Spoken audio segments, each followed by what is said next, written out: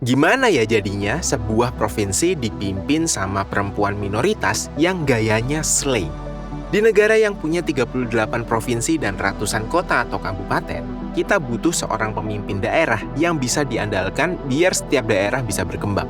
Kalau ngomongin seorang pemimpin yang bisa diandalkan, jujur aja, di Indonesia masih banyak yang lihat dari agama, suku, dan gendernya. Nah, tapi Maluku Utara punya gubernur Sherly Coanda yang identitasnya triple minority. Perempuan, Katolik, dan keturunan Tionghoa. Apalagi gayanya selalu slay. Ini yang suka jadi pertanyaan.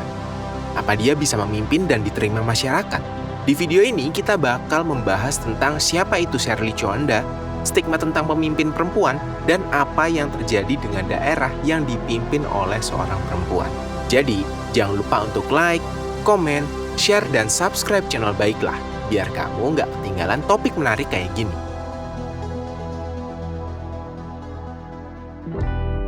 Nama Sherly Coanda Laos sering jadi bahan perbincangan di media sosial karena akunnya penuh konten yang menunjukkan aksi terjun langsung ke masyarakat Maluku Utara. Tapi sebenarnya, siapa sih Sherly Coanda ini? Sherly Coanda adalah Gubernur Maluku Utara 2025 sampai 2029. Dia juga dikenal sebagai istri dari almarhum calon Gubernur Maluku Utara, Benny Laos, yang meninggal tahun 2024 silam akibat kecelakaan speedboat di Kabupaten Pulau Taliabu. Yang menarik, dia adalah perempuan beragama Katolik dan memiliki keturunan Tionghoa. Provinsi yang 74% masyarakatnya beragama Islam ini dipimpin oleh perempuan minoritas. Ini adalah sejarah baru bagi Maluku Utara. Karena sejak dibentuk pada tahun 1999, Maluku Utara hanya pernah dipimpin oleh laki-laki. Kalau kita lihat latar belakangnya, Sherly Coanda belum pernah terjun ke dunia politik. Dia adalah lulusan International Business Management di Universitas Kristen Petra Surabaya, yang kemudian melanjutkan program double degree di Inholand University, Belanda. Dan alasan dirinya maju pada Pilkada 2024 yang lalu, menggantikan suaminya yang meninggal saat masih menjadi calon gubernur Maluku Utara. Lalu, dengan latar belakang seperti ini, apakah dirinya bisa menjadi pemimpin?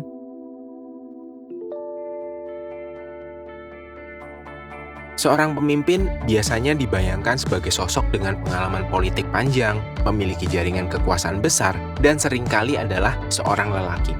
Karena itu, ketika muncul figur seperti Sherly Coanda, banyak orang merasa ini sesuatu yang nggak biasa. Seorang perempuan, beragama Katolik, keturunan Tionghoa, dan relatif baru di dunia politik. Emangnya ada apa dengan perempuan yang memimpin? Sebagian stereotip lama menyebut perempuan lebih emosional. Sementara, kepemimpinan sering diasosiasikan dengan rasionalitas dan ketegasan.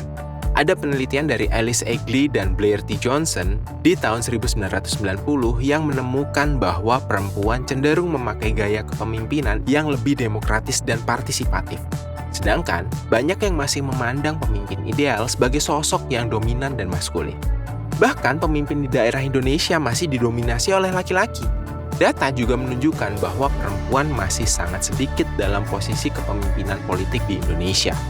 Berdasarkan data BPS tahun 2024, keterwakilan perempuan di DPR dan DPRD seluruh Indonesia hanya sekitar 22,46%.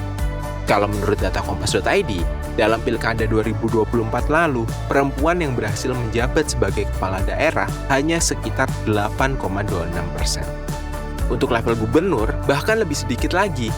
Saat ini hanya ada 2 perempuan yang berhasil memimpin provinsi, yaitu Kofifah Indar Parawansa di Jawa Timur dan Sherly Coanda Laos di Maluku Utara.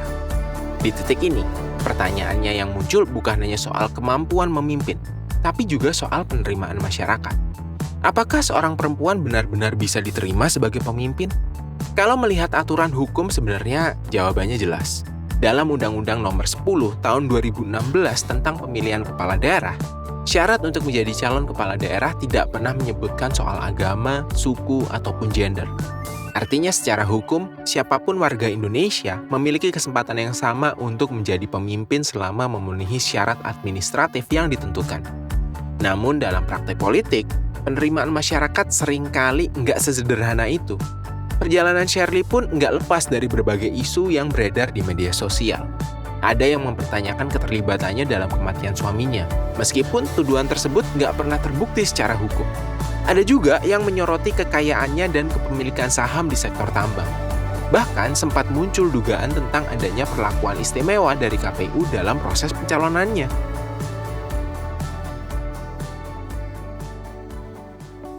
Kalau melihat beberapa indikator awal, Maluku Utara justru menunjukkan perkembangan yang cukup menarik sejak Shirley Tjoanda menjabat sebagai gubernur. Jika melihat data survei, sebagian besar masyarakat Maluku Utara juga merasa puas dengan kepemimpinannya. Menurut survei Indikator Politik Indonesia pada tahun 2026, tingkat kepuasan publik terhadap kepemimpinan Shirley menjadi sekitar 85,1% dari 820 responden yang tersebar di seluruh kabupaten dan kota di provinsi tersebut. Selain itu, beberapa indikator pembangunan juga mulai terlihat. Di bidang ekonomi misalnya, Maluku Utara mencatat pertumbuhan ekonomi sebesar 39,1% pada triwulan ketiga tahun 2025. Angka ini menjadi yang tertinggi di Indonesia. Sebagai perbandingan, provinsi dengan pertumbuhan ekonomi tertinggi kedua, yaitu Sulawesi Tengah, hanya berada di angka sekitar 7,79%. Bahkan, jika dibandingkan dengan ibu kota negara, pertumbuhan ekonomi DKI Jakarta berada di angka sekitar 4,96%. Ada juga sekitar 750 rumah nggak layak huni mulai direnovasi dengan anggaran sekitar 20 miliar rupiah. Dan juga 700 miliar rupiah digunakan untuk pembangunan dan jalan beraspal dan juga jembatan. Bahkan ya, Provinsi Maluku Utara juga masuk dalam zona hijau program Monitoring Controlling Surveillance for Prevention KPK tahun 2025 yang nunjukin sistem pencegahan korupsi di provinsi tersebut berjalan cukup baik. Tapi, nggak semua pemimpin perempuan bisa seperti ini ya. Contohnya, Fadia Arafik, Bupati Pekalongan, 2021 sampai 2026 yang terjerat dugaan korupsi terkait pengadaan jasa outsourcing untuk tahun anggaran 2023-2026. Namun, ternyata dia mengaku kalau dia tidak paham birokrasi. Kalau dilihat dari latar belakangnya, Fadia adalah seorang pedangdut ya. Sebelum menjabat sebagai bupati, dirinya sudah pernah menjabat sebagai wakil bupati Pekalongan pada 2011-2016. Yang artinya, dia sudah memimpin hampir 10 tahun dengan ketidaktahuannya.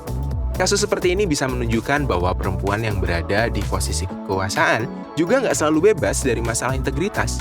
Artinya, baik laki-laki maupun perempuan, keduanya memiliki potensi yang sama untuk berhasil atau justru gagal dalam memimpin. Karena itu, perdebatan tentang perempuan dalam politik sebenarnya nggak seharusnya berhenti pada identitas gender aja.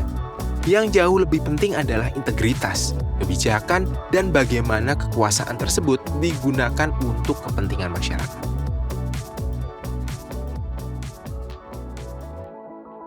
Jadi, apakah bisa seorang perempuan minoritas memimpin? Jawabannya tentu bisa.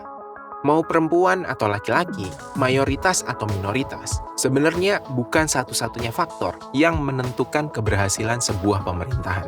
Yang jauh lebih penting adalah bagaimana kebijakan dijalankan, bagaimana pemerintahan bekerja, dan apakah masyarakat benar-benar merasakan dampaknya. Maluku Utara mungkin hanya satu contoh kecil. Tapi dari cerita ini kita bisa melihat bahwa ketika pemerintahan berjalan dengan baik, masyarakat juga bisa merasakan perubahan yang nyata. Menurut kalian sendiri, bagaimana melihat kepemimpinan Shirley Tjoanda di Maluku Utara? Tulis di kolom komentar ya.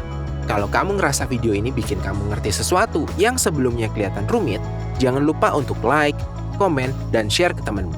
Dan tentu aja, subscribe ke channel Baiklah, biar kamu nggak ketinggalan pembahasan-pembahasan penting lain.